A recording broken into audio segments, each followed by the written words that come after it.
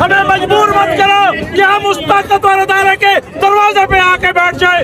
और तुम्हें अगर लड़ाई करनी है तो सामने आके करो, आओ इलेक्शन लड़ो, इलेक्शन के मैदान में आओ, छुप के बुज़दिलों की तरह वार ना करो। इस्लामाबाद की आवाम नहीं उठेगी, आवाम नहीं उठेगी जब तक इमरान खान को नहीं छोड़ते हो। हम बैठे हैं, इमरान खान हमारी रेड लाइन है, हम किसी को क्रॉस करने नहीं देंगे। You all to see the face. This is the face. This is what they are doing. The police is standing there stopping me, and they didn't stop the unlawful attempt of my leaders. The way they picked him up.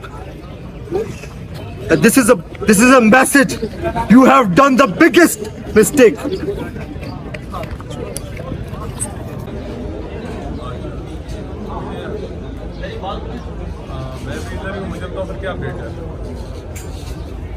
इंकलाब आएगा, आएगा, आएगा, इंकलाब आएगा, आएगा, आएगा, इंकलाब आएगा, आएगा, आएगा, इंकलाब आएगा, आएगा, आएगा, इंकलाब आएगा, आएगा, आएगा, इंकलाब आएगा, इमरान की आवाज से इंकलाब आएगा, असद तेरे खून से इंकलाब आएगा, असद तेरे खून से इंकलाब आएगा, इमरान की आवाज से इंकलाब आएगा।